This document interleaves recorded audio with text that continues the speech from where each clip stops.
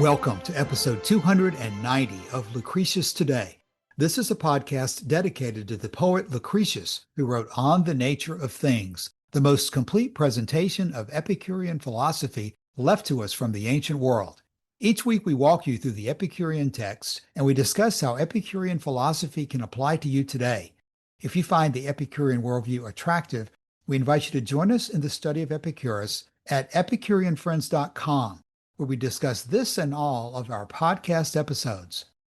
This week, we're continuing our series going through Cicero's Tusculan Disputations from an Epicurean viewpoint, which means we're generally disagreeing with what Cicero has to say about these different ethical positions, but because Cicero provides us, in many cases, the Epicurean statements about these things, we can use Cicero's own text to come to a better understanding of Epicurus's viewpoint.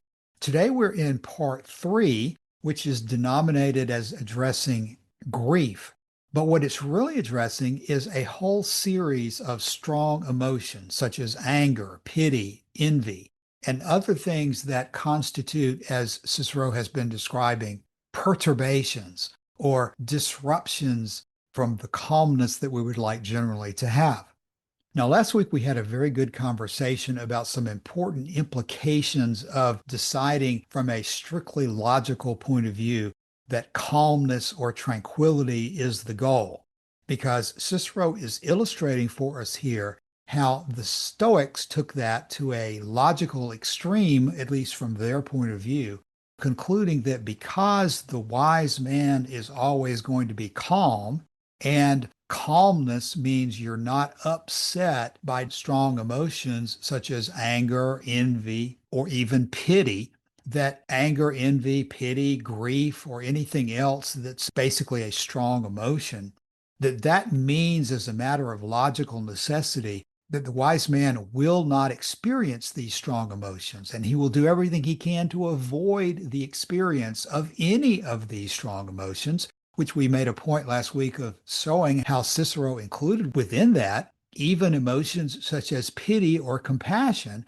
which most of us are accustomed to thinking of as beneficial emotions in human life.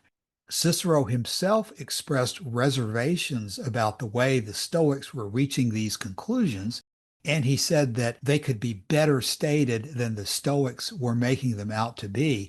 But nevertheless, Cicero praised the Stoics for their conclusions and said that the views of men such as the Stoics who are so concerned about virtue need to be given a lot of respect. That led us last week to a discussion of the Epicurean concepts of ataraxia, tranquility, calmness, and to a discussion that we often have that the true goal of Epicurean philosophy is pleasure. And it is very difficult to square, depending on your viewpoints of the words involved, certain statements of Epicurus that would seem to indicate that tranquility or absence of pain is the goal of life as opposed to pleasure. Now, we're not going to go down the rabbit hole of explaining in detail how all that can be reconciled, but suffice it to say that Epicurus clearly does have a more expansive definition of the word pleasure than that which includes only stimulation and excitement. With a much wider viewpoint, Epicurus is able to encompass all sorts of activities and conditions under the word pleasure, which Cicero refuses to allow to be a valid approach. Today, as we proceed through the end of section 10 and into 11, 12, 13, and following sections, we're going to see that this difference is indeed a very strong difference of opinion. We're going to remind everybody again that Diogenes Laertius says that Epicurus held that the wise man is going to experience emotion more deeply than are other men, and that is not a hindrance to his wisdom. That's a major part of the dispute right there, is that Cicero, the Stoics, apparently even the Aristotelians have bought into this idea that you cannot remain wise while you are experiencing a strong emotion. That appears to be the point of disagreement because Epicurus embraces strong emotions of a certain type, certainly joy and delight, and the other activities and actions and pleasures of the body, which Epicurus says, without which he would not even know what the good is. So there are complicated issues here, but one way of unwinding that complication and getting to the root of the issue and deciding what really is being discussed and what the positions really are is going to be to follow the statements of Cicero and the Stoics to their logical extremes, to look at the examples that Cicero is going to bring out for us and see that indeed he is not simply talking about ways to lessen the impact of grief, that indeed the argument being advanced by the Stoics and endorsed to a certain extent by Cicero is that what we should do instead of finding ways to channel strong emotions in a positive direction, what we should do is instead suppress all strong emotions altogether, because that is disruptive of our calmness. You can't be wise, you can't be tranquil and calm if you ever have any feelings that are strong. Now, that may make some logical sense, but I would submit that's also why Epicurus disparages dialectical logic as the path towards truth and instead points to nature, the faculties given us by nature, and a reasonable interpretation and application of those as the way to go, rather than dialectically and logically concluding that a wise man must be calm. A calm man cannot experience grief or compassion or pity. And so therefore we need to write out grief, compassion, or pity entirely from our lives. Okay, so last week we read section 10 in its entirety. We only got to discuss about the first half of it. And so we'll take a few minutes to pick out a couple of points about the remainder and then move into section 11 before we start reading the full sections again. Section 10 concluded with Cicero complaining not only about the Stoic position on grief, but also about the Aristotelian or peripatetic position. And he says that for our friends, the peripatetics, notwithstanding all their erudition, gravity, and fluency of language, do not satisfy me about the moderation of these disorders and diseases of the soul, which they insist upon. For every evil, though moderate, is in its nature great. But unfortunately, Cicero doesn't expand on that, so we don't have too much more to talk about in terms of the peripatetic position on handling grief, other than the clue that Aristotle and the peripatetics were suggesting that through moderation you could achieve the best result. Cicero's not buying that moderation is the key, because he says that even those evils which may be moderate are in their nature great. But our object is to make out that the wise man is free from all evil. For the body is unsounded, it is ever so slightly affected. So the mind, under any moderate disorder, loses its soundness. So again, Cicero's goal is the complete eradication of grief from the experience of the wise man. And the last thing he says in section 10 is, I must therefore explain the origin of the pain of grief, which is to say the cause that occasions this grief in the mind, as if it were a sickness of the body. For as physicians think they have found out the cure when they have discovered the cause of the distemper, so we shall discover the method of curing melancholy when the cause of it is found out. So where we're going to see Cicero go next is he's going to start talking about, well, let's talk about the cause of grief and decide if there's not ways that once we identify the cause, we can pluck those out and separate ourselves from those causes which lead to grief in the first place. And that leads us to the first sentence in section 11, which when Joshua is ready, he will deliver for us on behalf of Cicero. Yeah, we ended last week in section 10 with Cicero demarcating the differences of opinion between him and the Stoics. But he does come to the point of saying that he likes where they're going with it. He says, now, though these reasonings of the Stoics and their conclusions are rather strained and distorted, and ought to be expressed in a less stringent and narrow manner, yet great stress is to be laid on the opinions of those men who have a peculiarly bold and manly turn of thought and sentiment. And then he switches to the peripatetics and is not at all satisfied with what Aristotle and his successors have to say about what Cicero calls the disorders and diseases of the soul.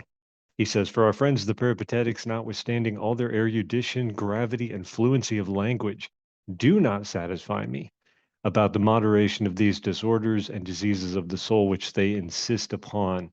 For every evil, though moderate, is in its nature great. And we won't dwell too long on that, except to say that Aristotle had conceived as part of the cornerstone of his ethics this golden mean, not the middle place necessarily, but the properly tuned point between two extremes. And there is a book by a writer named Christiansen called Virtuous Emotions. And I'm reading a little bit from that book where he says this, describing chapter 7 of the book. He says, the first aim of this chapter is to analyze the concept of grief. The second is to argue for the putative rationality of grief. And the third is to offer a moral justification of grief along broadly Aristotelian lines as an intrinsically virtuous trait of character.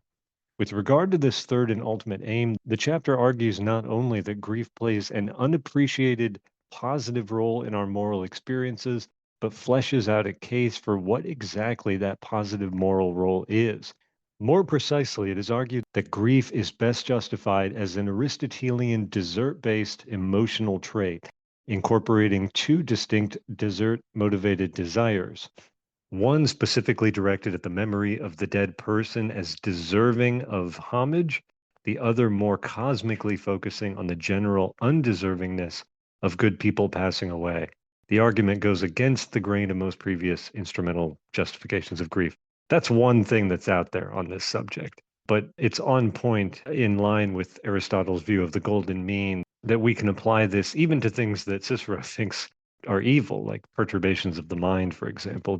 That it would be unseemly to go too strong or too hard in one direction with grief and destroy your life over it, but it would also be equally uncanny to pretend that you weren't hurt at all when someone close to you had died. So that's one view that we can make of Aristotle's position on that subject, but Cicero is not pleased at all with that. He says, our object is to make out that the wise man is free from all evil. And if grief is an evil, then the wise man must be free from grief. So we will go now into section 11, but we are going to get up to his response to Epicurus on this question. And this has kind of been Cicero's mode throughout his works, is look at what each of the schools says, and then he delivers his own opinion, which we've been getting quite a lot of on this question already. But so far in the text, he is broadly aligned more closely with the Stoic view than with the Aristotelian view. And as Cassius read for us this morning, Cicero says, physicians think they have found out the cure when they have discovered the cause of the distemper. So we shall discover the method of curing melancholy when the cause of it is found out. And then section 11 says this, the whole cause then is in opinion. And this observation applies not to this grief alone, but to every other disorder of the mind, which are of four sorts, but consisting of many parts. For as every disorder of perturbation is a motion of the mind, either devoid of reason or in despite of reason, or in disobedience to reason, and as that motion is excited by an opinion of either good or evil, these four perturbations are divided equally into two parts. For two of them proceed from an opinion of good, one of which is an exulting pleasure, that is to say, a joy elated beyond measure, arising from an opinion of some present great good. The other is a desire which may fairly be called even a lust, and is an immoderate inclination after some conceived great good, without any obedience to reason. Therefore, these two kinds, the exulting pleasure and the lust, have their rise from an opinion of good, as the other two, fear and grief, have from an opinion of evil. For fear is an opinion of some great evil impending over us, and grief is an opinion of some great evil present. And indeed, it is a freshly conceived opinion of an evil so great that to grieve at it seems right. It is of that kind that he who is uneasy at it thinks he has good reason to be so. Now, we should exert our utmost efforts to oppose these perturbations, which are, as it were, so many furies let loose upon us and urged on by folly, if we are desirous to pass this share of life that is allotted to us with ease and satisfaction. But of the other feelings I shall speak elsewhere. Our business at present is to drive away grief if we can, for that shall be the object of our present discussion, since you have said that it was your opinion that a wise man might be subject to grief, which I can by no means allow of, for it is a frightful, miserable, and detestable thing, which we should fly from with our utmost efforts, with all our sails and oars, as I may say. Okay, Joshua, thank you for reading that. And we're going to next find that Cicero is going to go into at length to describe to us exactly how frightful, miserable, and detestable a thing that grief is. But before we get into that in section 12, let's talk briefly about section 11, because my first observation on this section is that it is telegraphing to us what so many of us today think about Stoicism, because it is implying and going in the direction that, well, these strong emotions, whether they be grief or pleasure, are the result of opinions. And he says that it's a freshly conceived opinion of an evil so great and degree that it seems right, and that it is of that kind that he who is uneasy at it thinks he has good reason to be so. So, without any further description or specification of what kind of a grief he's talking about, Cicero or the Stoics or both are willing to classify all grief as something that's an opinion of something that you have suffered, and that you think to yourself that you're justified at having good reason to think of it that way, and that we should therefore use our utmost efforts to oppose those perturbations. Well, when I read that kind of an argument, I'm immediately drawn back to what I've always understood about the essence of Stoicism, that you in your mind are responsible for what you feel. That no matter what happens to you on the outside, no matter whether the Persians come and destroy Athens and destroy all of Greek civilization or whatever, it's up to you whether you feel bad about that or not.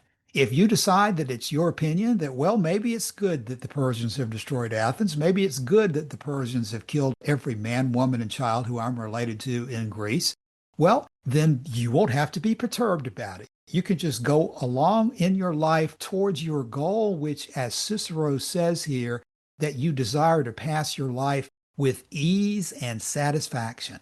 Well, if ease and satisfaction, which in this context evokes in my mind that he's back talking about calmness and imperturbability and so forth, if those are your goal, and it doesn't matter to you what happens to you in your life, that you will not let it upset you. Well, that is certainly a position that can be logically defended if tranquility is the goal of your life. But Epicurus does not agree that thinking that all of these terrible things are not evil is the way to address them. Epicurus has a different way of addressing them that we'll see as we go forward. But Cicero here is continuing to lay the foundation that all of these bad things in life are not really bad unless we think to ourselves and have the opinion ourselves that they are in fact bad. Nothing is evil in this analysis other than the fact that you're giving in to grief means that you're not a wise person. You're not virtuous. And lack of virtue is something that the Stoics are happy to classify as evil, but they don't want to classify a natural and ordinary response to horrible things happening to you as grief. They want to find a way to logically define that out of life. And they've found a way. If you follow their definitions and believe that this kind of reasoning is correct and valid and helpful, then by all means, you've reached the conclusion that the wise man has no experience of grief or evil ever in his life. But it doesn't strike me as the best approach to life. And we'll continue to see how these issues unwind as we next go to illustrations that make clear that these horrible things in life that lead a normal person to experience grief are not just some abstractions that we can think our way out of. The examples that Cicero is about to give us in section 12 are going to illustrate for us that Cicero is in fact talking about terrible things and that using logical analysis is the way to deal with them. So Joshua, whenever you're ready, section 12. Let me say, first of all, though, that I think we can almost turn Cicero's argument on him when he says, we should exert our utmost efforts to oppose these perturbations, which are, as it were, so many furies let loose upon us and urged on by folly. And he's talking here about the feeling of grief, the feeling of what he calls disorders or diseases of the mind, these very natural emotions from my point of view. And he's saying that these are furies let loose upon us, urged on by folly, and that the cause is in wrong opinion. Wrong opinion rooted in foolishness, essentially, is where he comes down to. But you could just as easily say to Cicero that his opinion that grief is something so horrible that it threatens human happiness, that is an opinion which is rooted in folly. You could just as easily turn this around on him, I think, and say that if you are going to tiptoe through life afraid of ever getting close to something or getting hurt emotionally, you're not even really living a full human life. I think that's part of the problem here. I'm not saying that you have to become overmastered by the feeling of grief, but to say that you don't feel anything at all. We're talking to a guy here whose daughter, I think, has recently died, and he's saying, I feel no grief. The wise man feels no grief. Who in the room believes him? I don't know how you could. I think we'd have to say that the human response to this, apart from any philosophy, is to engage with these emotions when they come. Be gentle with yourself as you're feeling them. And it's true that you shouldn't become dominated by these mental pains. But as Epicurus says, the pains we feel, we make them worse by dreading them, right? And that actually they're not that bad when we experience them. And we're going to get through them. And that should be the focus. That's Epicurus's remedy to this problem. It's not that we should suppress it, push it down, pretend it doesn't exist. I have so many problems with Cicero's approach to this. And to say, as he does, that people who do feel grief are urged on by folly, I think that is, to me, the most insulting thing you could say to someone who has experienced deep loss. Can you imagine saying this to a grieving mother, for example, that, well, you're just a fool. You're just a fool if you feel any kind of negative emotion at all about this. I don't know. I'm getting very riled up, Cassius, as you can probably tell from the tone of my voice. Joshua, before we move on to read section 12, you made a comment that I'd like to elaborate on as well. In many contexts, people will describe what we're talking about right now as being human, and that it's only human to feel grief. And I think that's correct. However, I would personally put a little bit different spin on it in these contexts because the issue of what is human is exactly the question we're all arguing about. Because the Stoics are saying that to be human is to be rational. What makes a human as opposed to another animal is this rationality and logic that we supposedly have in degrees much greater than any other animals. What I would simply focus on briefly would be that rather than continuing to argue about what it is to be human, I think the essential point is that nature has made us this way. And that in looking for the proper standard of conduct, Epicurus is always going back to nature and the faculties that nature has given us, the way we are naturally, as the way to analyze the problem. We're going to continue to argue about what it is that makes someone human because Cicero and the Stoics and most of these other Greek philosophers are going to want to argue that expressing and feeling these emotions is actually inhuman, because if you apply their viewpoint of what it means to be human, we should be overriding these emotions through logic and reason. But at any rate, that's just a minor point. But for purposes of ultimately where this comes down, it's the way nature made us that we feel these things so strongly. And to try to suppress these feelings, yes, you can call it turning us inhuman, and that makes a lot of sense. But ultimately, I think it's important to understand that suppressing these emotions is a rebellion against the way nature made us. And in Epicurean philosophy, we're always looking back to nature and the way all living things are before they become corrupted by incorrect philosophies and religions as the source of the best standard of conduct. That was a great reply, Cassius, and well stated that what we're arguing about is exactly that question. What does it mean to be human? In the opening to Lucretius's poem, we see Venus, this life giver, right? The teeming breeze of the west wind that blows over the land and engenders new life, new growth. And the process, as we see in Lucretius's poem, the process of how this works is emotional, essentially, right? The animals respond emotionally to this life-giving wind that she blows across the land, bound over joyous meadows and taken in the drive of the urge of love to come and so on. So there's this powerful, passionate response from the living things that are there by this rejuvenating presence. And you are right to say that there are people who would look at that and say, well, of course they respond that way. They're animals. They're the lowest of the low among the beasts. But no human being should ever model their own lives and their own response on that. So that was very well said. I will go now into section 12, and we are going to get into a bit of poetry here. But don't worry, because Cicero will feel no emotional response from reading any of this.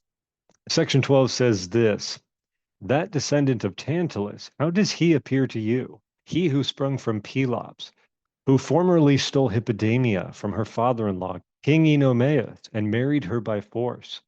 He who was descended from Jupiter himself, how broken-hearted and dispirited does he seem? Stand off, my friends, nor come within my shade, that no pollutions your sound hearts pervade. So foul a stain my body doth partake. Will you condemn yourself, Thyestes, and deprive yourself of life on account of the greatness of another's crime? What do you think of that son of Phoebus? Do you not look upon him as unworthy of his own father's light? Hollow his eyes, his body worn away, his furrowed cheeks, his frequent tears betray. His beard neglected, and his hoary hairs, rough and uncombed, bespeak his bitter cares.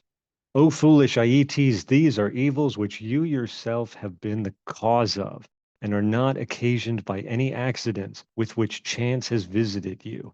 And you behaved as you did even after you had been inured to your distress, and after the first swelling of the mind had subsided, whereas grief consists, as I shall show, in the notion of some recent evil. But your grief, it is very plain, proceeded from the loss of your kingdom, not of your daughter. For you hated her, and perhaps with reason, but you could not calmly bear to part with your kingdom. But surely it is an impudent grief which preys upon a man for not being able to command those that are free. Dionysius, it is true, the tyrant of Syracuse, when driven from his country, taught a school at Corinth. So incapable was he of living without some authority. But what could be more impudent than Tarquin, who made war upon those who could not bear his tyranny? And when he could not recover his kingdom by the aid of the forces of the Veientians and the Latins, he is said to have betaken himself to Cuma and to have died in that city of old age and grief. Thank you, Joshua. Cicero has been driving home that grief can, in fact, be extremely destructive, and that these are examples of people who have visited upon themselves destruction that was beyond what they really had to go through, other than the fact that they failed to evaluate their situations and channel their emotions in the proper direction. People like Dionysius as a tyrant of Syracuse, Tarquin as a tyrant over Rome, are driving themselves to destruction for reasons that are not necessary and that they could have handled much better by not letting this type of grief get to them. And to a certain extent, Cicero is certainly correct in these observations that would have been well known to people who were reading what Cicero had to say. And so, as Cicero often does, he gives us interesting observations about mythology and events of the past and uses those to draw out his point, how destructive grief can be. But the point in issue is all grief, is all strong emotion destructive? And how, therefore, should we treat the idea that all strong emotion should be eliminated from our lives? Our next section, 13, is relatively short. So why don't we go into that? And that will finally introduce us to Epicurus's opinions and will launch us off into what will become, in the remainder of the time we have today and then into next week, an extremely interesting discussion of the differences between Epicurus's viewpoint, not only with the Stoics, but also with the Cyrenaics, who are reputed to have valued pleasure in somewhat the same way that Epicurus did. But Epicurus's position is different even from the Cyrenaics in terms of how to deal with grief. So when you're ready, Joshua, 13. Let me just explain a little bit of the mythology here before we go forward. I know it's going to be confusing, but Cicero starts off in 12 by talking about the descendant of Tantalus. He's talking about Thyestes, whose father was Pelops, whose father was Tantalus. And Cicero's challenge here is, will you, Thyestes, will you condemn yourself and deprive yourself of life on account of the greatness of another's crime? So this is what Cicero is talking about here, is because of grief, because of these overmastering, these overpowering emotions that we feel, they drive us to the worst evils. And he pulls several examples of this and discusses it at length. So he starts talking about Tantalus, who is the patriarch of the house of Atreus. Atreus, who was a brother of Pelops, the uncle of this Thyestes we're talking about here, was himself the father of Agamemnon and Menelaus, who are famous for their role as leaders of the Greek army in the Trojan War, as described in the Iliad. And then Agamemnon, who sacrificed his own daughter to the gods in order to gain a fair passage to sail to Troy, when he goes home, his wife is turned against him because he murdered their daughter, and then he ends up getting killed. And basically, every descendant of Tantalus ends gruesomely. And we get into a similar story here with this son of Phoebus, actually the son of Helios, Aeetes, who was a king and the father of Medea. Medea was kind of like a witch, right? She was this mysterious sort of female figure who was associated with poisons, and people greatly feared her. And she fled her father's house with Jason and the Argonauts in that famous story. And when the King Aeetes, was pursuing them, she cut up someone's body and like threw the stuff behind the boat to leave a trail of blood in the water. While King Aeetes was pursuing them at sea, Medea distracted her father by killing and dismembering her own brother, Absyrtus, who was the son of Aeetes, and throwing pieces of his cadaver overboard. And Aeetes paused to gather the pieces of his son, and that's how Jason and Medea escaped. But at every stage of what we're talking about here, we have strong emotions, these perturbations of the mind that Cicero is talking about. And it's driving these characters in mythology to commit the most heinous, bloody, cruel crimes which it is possible to imagine. And Cicero is using this to justify his point that there is no moderation in evil.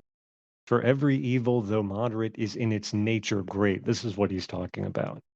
You think that grief isn't a problem because you see it in a fairly mild form when you see, mourners at funerals weeping and so on. But when you look at the true end, the true extreme, the true summit of depravity and crime that these emotions lead to, then you'll understand. This is what Cicero is saying. Then you'll understand why I say that these emotions are incompatible with a mind of wisdom and philosophy. The wise man will not experience them because he knows the dangers to which these emotions lead. And then he ends that section by talking about Tarquin, the last king of Rome, who was driven out of the city by the leading figures of the Roman aristocracy, including the ancestor of Marcus Junius Brutus, Brutus and Cassius of Philippi fame and the assassins of Julius Caesar. So that episode is frequently on his mind, at least in the play by Julius Caesar. And here he's talking about grief, but it's also going to lead into what he's going to talk about next, this problem of lust, this lust for power. So we'll get into that here in section 13. Do you then think that it can befall a wise man to be oppressed with grief, that is to say, with misery? For as all perturbation is misery, grief is the rack itself. Lust is attended with heat, exulting joy with levity, fear with meanness, but grief with something greater than these. It consumes, torments, afflicts, and disgraces a man. It tears him, preys upon his mind, and utterly destroys him. If we do not so divest ourselves of it as to throw it off completely, we cannot be free from misery. And it is clear that there must be grief where anything has the appearance of a present sore and oppressing evil. Epicurus is of opinion that grief arises naturally from the imagination of any evil, so that whoever is eyewitness of any great misfortune, if he conceives that the like may possibly befall himself, becomes sad instantly from such an idea. The Cyrenaics think that grief is not engendered by every kind of evil, but only by unexpected, unforeseen evil, and that circumstance is indeed of no small effect on the heightening of grief, for whatsoever comes of a sudden appears more formidable. Hence, these lines are deservedly commended. And we finish section 13 with quatrain. I knew my son when first he drew his breath, destined by fate to an untimely death. And when I sent him to defend the Greeks, war was his business, not your sportive freaks. Thank you, Joshua. We're going to have the same problem we ran into last week in terms of not having time to extend this to where we really would like to go to complete the analysis of what's introduced here in section 13 about what Epicurus had to say. But the first comment I would make about it is that I see this as another example where Cicero is more than happy to bring in Epicurus in support of Cicero's own position. And here, Cicero is using Epicurus to confirm that grief arises naturally from the imagination of any evil, and whoever sees a great misfortune and thinks that it might befall himself, then such a person is going to become sad instantly from such an idea. Now, at this moment, Cicero does not attack that, and he goes on to say that the Cyrenaics have a little bit different view because they think that if you think about and expect an evil to happen, then it doesn't hurt you as badly. And that's the purpose of this poetry here at the end, that if you go around life thinking about how your son from the first moment he drew his breath is destined by fate to an untimely death, then when it happens, it's not going to hurt you so badly.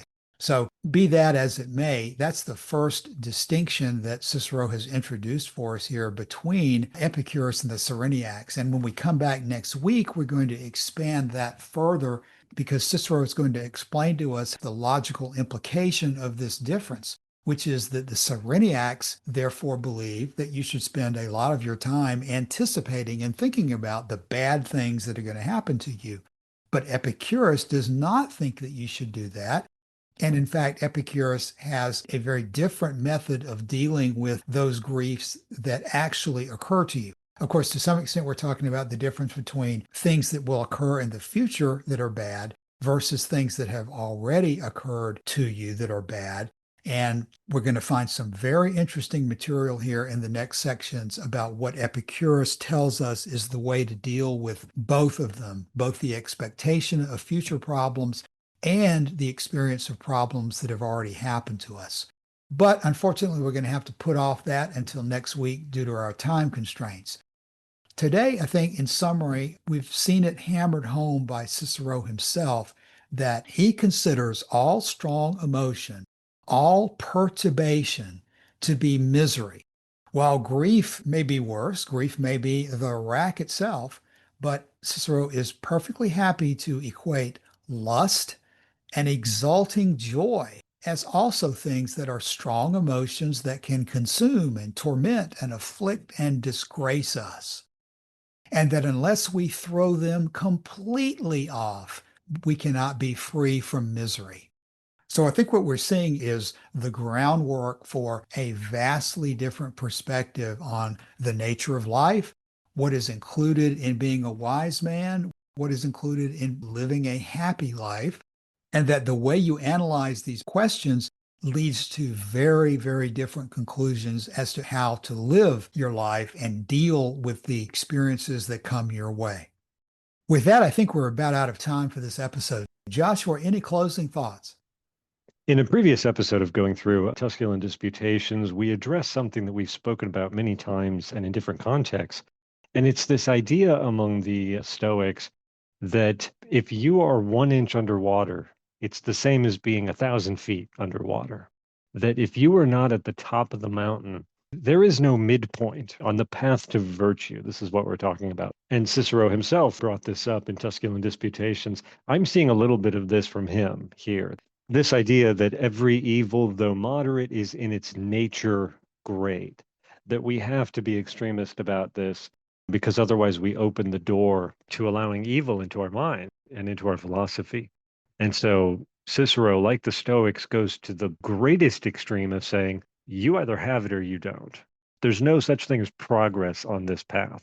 You have either achieved it or you are still flailing about in the darkness and drowning in an inch of water, because the difference between achieving a mind free from grief, the difference between achieving a life full of virtue, the difference between achieving a life lived for virtue and its opposite is so stark and so black and white that we cannot allow any shade of anything to get in here and color what should be perfection, right? This is the goal. We're looking for perfection. And if you haven't attained that, then you have not attained the goal that we all are striving for in this Stoic or Ciceronian philosophy. There's a passage we quote sometimes from Frances Wright, who was an 18th century reformer and who grew up in the British Isles but traveled to America. And she was an acquaintance of Thomas Jefferson. And she wrote a book called A Few Days in Athens. And this book is a fictionalized account of a young man's encounter with Epicurus and his gradual understanding of Epicurean philosophy and his gradual dissolution of the lies that he had been told about Epicurean philosophy. Toward the end of that book, there is a great argument between Epicurus on the one side and Zeno, the founder of Stoicism, on the other. And in that section, there's a passage from Zeno that we sometimes quote, and he says this: "Whatever may be your virtues, Epicurus, they are but the virtues of temperament, not of discipline. And such of your followers as shall be like you in temperament may be like you in practice. But let them have boiling passions and urgent appetites, and your doctrine shall set no fence against the torrent, shall ring no alarm to the offender. Tell us not that that is right which admits of evil construction, that that is virtue which leaves an open gate to vice. I said that with a prophet's eye I saw your future fame, but such fame as I foresee can but ill satisfy the ambition of a sage. Your gardens shall be crowded, but they shall be disgraced. Your name shall be in every mouth, but every mouth shall be unworthy that speaks it. Nations shall have you in honor, but ere it is so, they shall be in ruin. Our degenerated country shall worship you and expire at your feet. Zeno, meantime, may be neglected, but he shall never be slandered. The portico may be forsaken, but shall never be disgraced. Its doctrines may be discarded, but shall never be misconstrued. I am not deceived by my present popularity. No school now in such repute as mine, but I know this will not last. The iron and the golden ages are run. Youth and manhood are departed, and the weakness of old age steals upon the world. But, O son of Neocles, in this gloomy prospect a proud comfort is mine. I have raised the last bulwark to the fainting virtues of man and the departing glory of nations. I have done more. When the virtue and glory of nations shall be dead, and when in their depraved generation some solitary souls born for better things shall see and mourn the vices around them, here in the abandoned portico shall they find a refuge. Here, shutting their eyes upon the world, they shall learn to be a world to themselves. Here, sealed in fortitude, shall they look down in high, unruffled majesty on the slaves and the tyrants of the earth."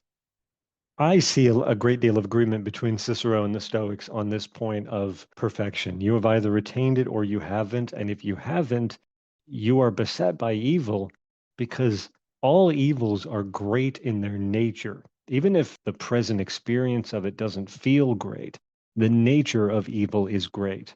And unless you have attained to the perfection, the excellence, the virtue required in order to approach and respond to it, you are going to be a victim of it.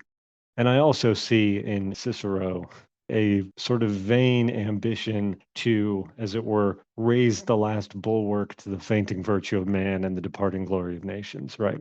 Cicero here at the end of the Roman Republic, writing these philosophical texts because he's trying to educate a generation of civic-minded, virtuous Romans who he hopes is going to rise up and restore things and carry his torch forward. He was doomed to disappointment in that. But the motive and the ambition that drives him is very similar to what I'm reading here in Frances Wright's book. This idea that I'm going to do this, I'm going to raise this up to keep the evil out. And even if I fail in the short term, just as Zeno says here, some people will come along and read my works, and here they shall find a refuge. shutting their eyes upon the world till they learn to be a world to themselves, steeled in fortitude, and in high unruffled majesty look down on the slaves and the tyrants of the earth. I think I see broad similarities between these two opinions. Yeah, Joshua, that's a good place to close our episode for today. And I would echo exactly what you just said. People can think that what we're discussing here as differences between the Stoics and the Epicurus are mostly a matter of words. And that, yes, the Stoics got out of hand, took things to an extreme that they should not have taken it to. And just like Cicero, we can look at the Stoics as being admirable and noble in their intentions, but no, you shouldn't really take it to that kind of extreme. Well, there's more to it than that because the Stoics aren't just a little off base in taking something to an extreme that they should not have gone to. The Stoics are following the path that you inevitably reach when you set out with a monotheistic view of the universe in which there is a divine creator, a prime mover, a divine fire that leads everything to happen through providence so that everything that does happen is exactly according to the will of the gods, which means that we should therefore accept our fate, reconcile ourselves to what happens to us, and simply decide that it's our opinion that makes it bad, and we can change what's really important by simply changing our opinions about it. It's not just a strategic error of the Stoics to carry things further than they should be carried, which is the way that Cicero tries to back off from their position and say, well, I wouldn't say it the same way, but I do essentially agree with where they're going. Both the way they are saying it and the direction they're going are equally wrong from the Epicurean perspective. The universe does not exist with a divine creator who orders everything around and makes all happen for good for those who love the Lord, and that kind of an attitude. Instead, we have a brief period of life on this earth, and then it's over. And so we have to use the time that we do have in the best way possible to us.